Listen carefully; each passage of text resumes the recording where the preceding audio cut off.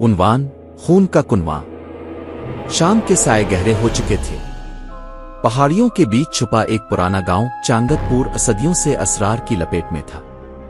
इस गांव में एक पुराना कुनवा था जो अब बंद हो चुका था और लोगों का मानना था कि इसमें सिर्फ पानी नहीं बल्कि खून बहता है। कुनवे के अर्द गिर्द लाल पत्थरों की मंडेर थी जिस पर पुरस्कार निशान बने हुए थे। बुजुर्ग कहा करते थे कि यह कुनवा जन्नत का रास्ता है और जो उसके करीब गया तो पागल हो गया लापता। फायजा एक जवान सहाफी जो पुरस्कार वाकयात पर डॉक्यूमेंट्री बनाती थी, चांगतपुर की कहानी सुनकर रुक ना सकी। इसने तय किया कि वो इस गांव जाकर सच सामने लाएगी। इसका कैमरामैन यूसुफ इसके साथ था। दोनों जैसे ही गांव में पहुंचे वहां की खामोशी दिल दहला देने वाली थी। लोगों ने उनसे बात करने से इनकार कर दिया। सिर्फ एक बूढ़ी औरत दादी रोशन ने धीरे से कहा, कुनवे के करीब मत जाना, वहां सिर्फ चीखें रहती हैं। मगर फायजा की तजस्सुस की आग और बढ़ी। वो रात के वक्त कुनवे के करीब गई, कैमरा ऑन किया और माइक पर कहा, मैं फायजा हूं और आज मैं इस कुनवे के राज को दुनिया के सामने ला रही हूं। जैसे ही इसने कुनवे की मंडेर छुई, एक सख्त लहर उसके जिस्म से गुजरी। यूसुफ पीछे खड़ा था और कैमरे की स्क्रीन पर कुछ हरकत नजर आई। एक सिया साया जैसे पानी से बाहर निकल रहा हो। फायजा पीछे हटी मगर देर हो चुकी थी। कुनवे से एक चीख बुलंद हुई जो पूरे गांव में गूंज गई।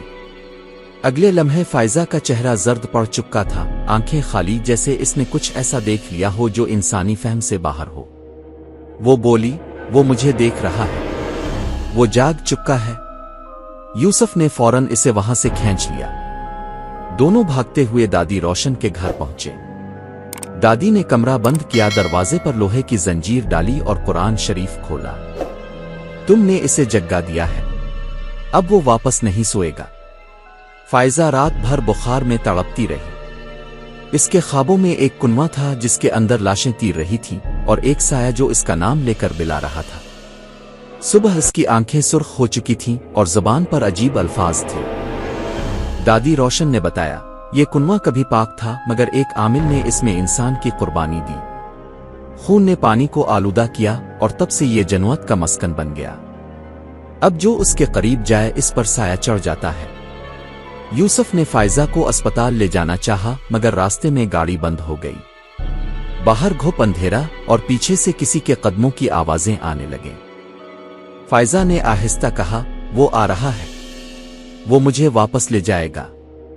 फिर एक साया नमूदार हुआ, इंसानी कद का मगर चेहरा नहीं था। सिर्फ एक सियाह खला जिसमें सुर्ख आंखें झलक रही थीं। वो फायजा की तरफ बढ़ा मगर यूसुफ ने जोर से अजान दी। साया पीछे हटा और चीखते हुए गायब हो गया। मगर फायजा बेहोश हो चुकी थी। इस वाकये के बाद यूसुफ ने फैसला किया कि वो कुनवे को हमेशा के लिए बंद करेगा। इसने गांव वालों को जमा किया, मौलवी साहिब को बुलाया और कुनवे के गिर्द कुरानी आयत लिखी गई। पानी में जमजम का पानी डाला गया। मगर जैसे ही आखिरी आयत मुकम्मल हुई, जमीन हिलने लगी। कुनवा दहकने लगा जैसे अंदर से आग उठ रही हो। अचानक एक आवाज आई, ये सिर्फ शुरुआत है, खून अब फैल चुका है। फायजा होश में आई मगर वो अब पहले जैसी ना थी। इसकी आवाज बदल चुकी थी और वो आईने में खुद को नहीं पहचानती थी। जब वो हंसती तो इसकी आवाज में मर्द और औरत दोनों की गूंज सुनाई देती।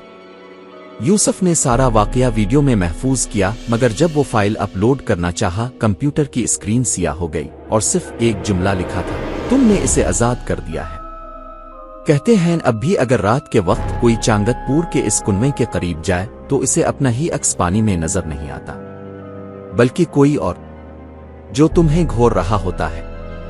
खत्म शद।